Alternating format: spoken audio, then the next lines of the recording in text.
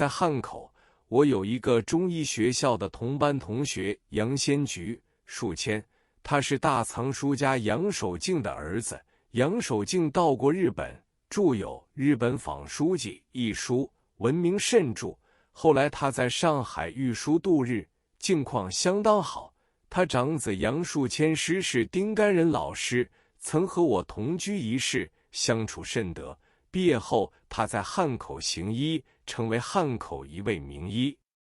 我写信去告诉他，我要到蕲春县去观察南北药材交流情况，并凭吊李时珍的坟墓、故居和访问他的后人。树谦兄附了一封信，表示欢迎，只是要我携带的箱子衣服越久越好。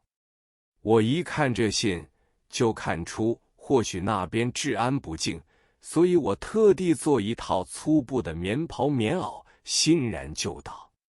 到了汉口之后，树谦兄招待之至，不过他说，你的发型是东洋头，即中间开界，头发分两边梳的，令人一望而知不脱洋气，这是你旅途中的一大阻碍。棉袍棉袄新的不得了，人家见了你，显然是一个有钱的人。这种乡下古老的地方，治安不敬，你还是打消了这个念头吧。我说，我既然乘长江轮到汉口来，已不容易，到了这里，非到目的地不可。他在无法劝阻之下，就叫一个老家人陪我前去，叮嘱我一路上少开口为妙。于是我和那个老家人往姑衣铺买了一套旧棉袍，头上戴了一顶旧毡帽，脚上穿上了古老的布鞋，并且把头发完全剃掉，变成一个平顶头。在中午时，和那老家人一同进入一家很大的菜馆，内部顾客虽多，但陈设古旧，板桌板凳，桌上放着一个筷筒，此外亦无陈设。菜的名目一共只有6、7种，如牛肉、烧肉之类。这个情况比现在武侠影片中所描写的还要差一些。我点了4个菜，土酒1瓶。老人家认为太过花费，吃不完是罪过的。付账时拿出1块钱来，老人家说：“你的银元千万不可露眼，此地只是使用铜元，连银饺子都很少使用的。”足见银元时代还是限于都市之间，乡下人的生活艰苦亦可想而知。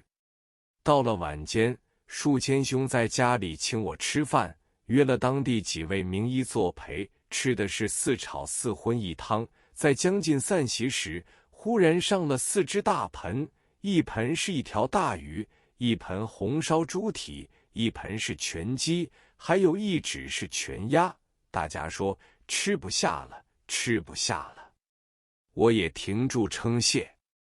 我看了这4只大盆，色泽有些不对，我正想动筷来看一下，旁边有一位医友轻轻地拉了我一下，并对我说，这4样东西都是用木制的，上面浇了一些叶汁，照规矩客人到此时是不动筷的。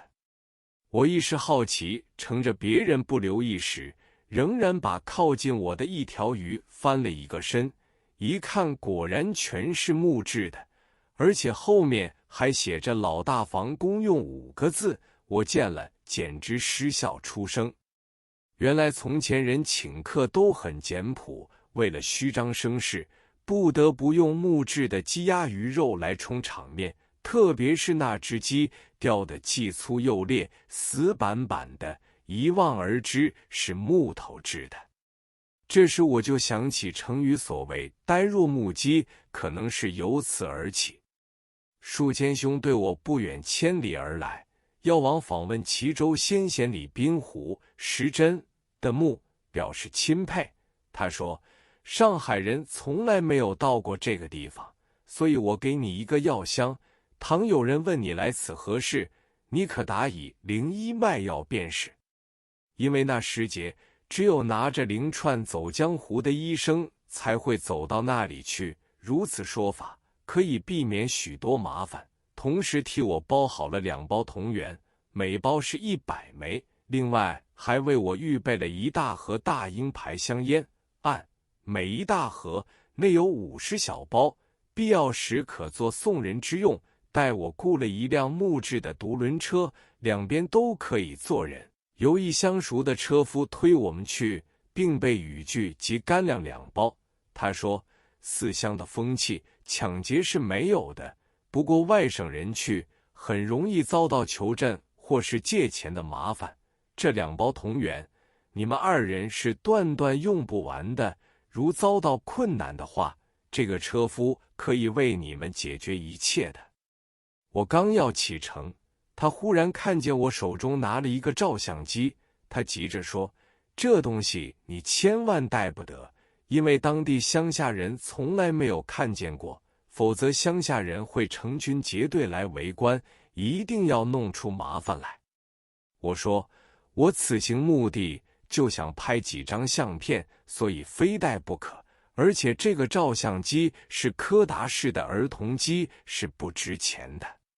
树谦兄说，不行不行，你一定要用1块就花蓝布包住，不到摄影的时候千万不要拿出来。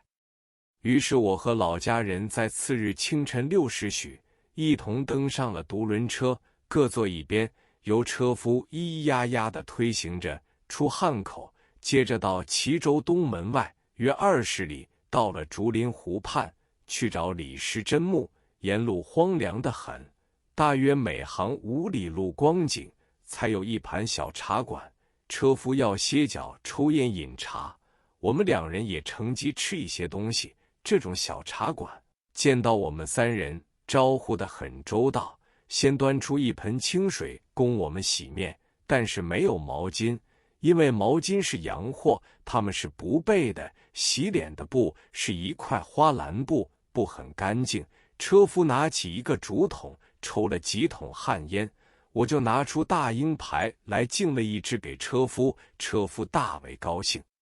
歇了一阵，我们又上车赶路，茶馆饮茶，只付4个铜元。伙计看见我抽的是大鹰牌香烟，两眼望着我，我就把剩余的半包送了给他。